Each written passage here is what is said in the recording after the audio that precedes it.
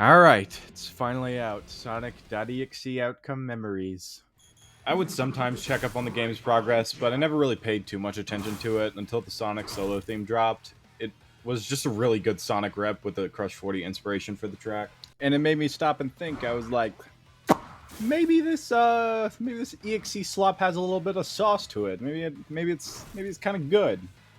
So now that it's out, does the game live up to the hype?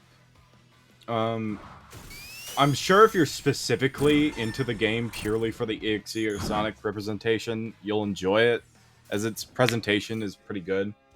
But sadly, the game kind of falls short when it comes to the actual gameplay, and I'm not really talking about bugs or movesets, as I'm sure those issues will be ironed out over time. I'm talking about the actual gameplay loop put in place. I'll get into specifics on the gameplay in the later half of this video. First, I would just want to talk about the stuff that I actually really like about this game. No! Wait, I got hit? Why am I stunned? Why can't I move? Nick, stop believing it. Obviously, the game's presentation is really good. All the models, maps, animations, UI art are all fantastic. The visual quality feels like where most of the team's effort went into, and it shows. It makes me really happy seeing one of these games give such good representation to the base Sonic characters, as I feel like most other games ignore the original series characters in favor for the EXEs. Each side is given really good representation, so if you want to play it for just the Sonic characters, you could do that, or if you want to just play it for the EXE slop, then you could play it for just that as well. All of the Sonic characters are adapted perfectly into the style, these being genuinely the best roster of Sonic models I've seen in a fan work pretty much ever. I won't talk on cosmetics that much, as most are just really solid reference stuff, but I do really like the shop and inventory UI. It looks amazing. I also like the shopkeeper guy. I think he's cool, and voice and characterization they're given. The music overall is really good. I guess you could say the tone is off in some of the solo themes, specifically the ones with lyrics. But I think they just fit the characters so well that I don't really care. I don't think the game needs to be crazy specific with its tone. It's a fucking EXE game. It's already goofy as shit. Before I start this next section, I want to preface, I'm not trying to just insult the game or devalue anybody's work. The next section is specifically made in hopes they take the criticism and use it to make the game a better version of itself. I wouldn't be making this video if I didn't care about the health of the game or didn't like it. So with that said, let's start with... Come on, flip the pickle, Morty. You're not gonna regret it. The payoff is huge. I turned myself into a Morty! Boom! Big reveal. I'm a What do you think about that? I won't be going too deep into the gameplay issues, as the game has just come out yesterday, and my opinion on it has warped a bit since launch. Beyond Survivor moveset improvements, it feels like there was no effort during development to improve the gameplay of their original Disaster formula, which was already pretty shallow, and really only feels like a game you would play with your friend group for a while, and not a game you would actively want to play by yourself. I feel like Outcome Memories needs some major tweaks to the gameplay overall, to not make it only just more enjoyable for solo, but also for group play as well. Executioners going against big lobbies is almost impossible in some scenarios, even with a ridiculous amount of time given, which could be like more than 8 minutes in some cases. This game is primarily focused on team play. If your team is doing well, that just means the Executioner is having a horrible match, which is amplified as stuns last way too long. A good Survivor team who knows what they are doing can literally just chain stun the Executioner for the entire match because of how short the Executioner's immunity is. This can become a slog for the Executioner. As previously stated, these matches can be over 8 minutes.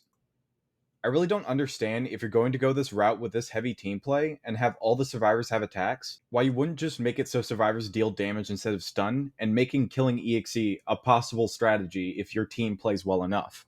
It would add way more interesting and dynamic rounds with EXE, deciding if you're going to take him down or run out the time until the ring appears. You could even still have some survivors that stun, but it's only used to give your teammates an opening to attack. This would also make playing Executioner a bit more interesting, as you need to strategize when engaging with a large group of survivors, and watch your health, being a lot more fun than just being stun locked for most of the round.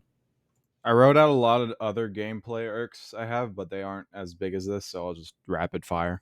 Yeah, Oh, no, God. it wasn't funny. He's It wasn't hilarious, funny. that- It wasn't funny. It was gay.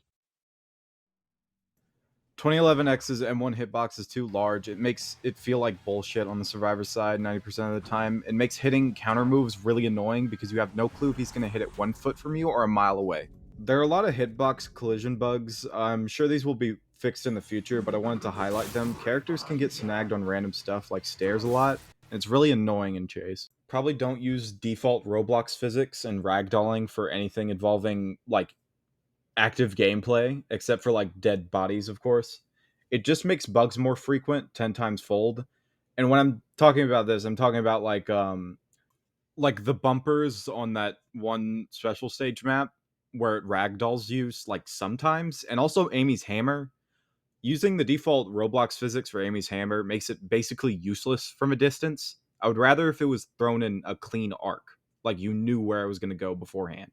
And then the hammer only ragdolls when it's on the ground. 2011X's grab move needs a rework. It just sucks in large lobbies and it's so boring as EXE. You know the survivor is going to escape a good 80% of the time and only does like a little bit more than an M1 hit. This is a small thing, but it's really annoying in gameplay. If you're like stunned as EXE and you hold W so you instantly start running whenever you get out of it, it will not detect your input whenever you get out of the stun. You have to press W after you get out. Why do I only have 25 seconds to go to the shop and buy something during intermission? And it's like a time limit thing, because if I don't get back into the lobby before the round starts, I just forfeit my match. And also you can't go in the shop after you die, so you only have a total of 25 seconds after a match to use the shop.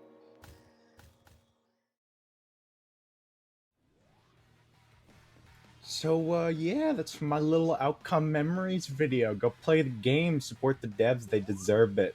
Here's to hoping we have some cool future updates. I'm really excited to see what Blazing Silver turn out like. I know this might have not been the most entertaining thing on the planet, but yeah, I'm gonna be trying to make some more videos. So like it if you like it, I guess. And if you don't like it and disagree with me, tell me in the comments. I would love to read them and see your justification for it. No, just kidding. I don't give a shit. I'm always right.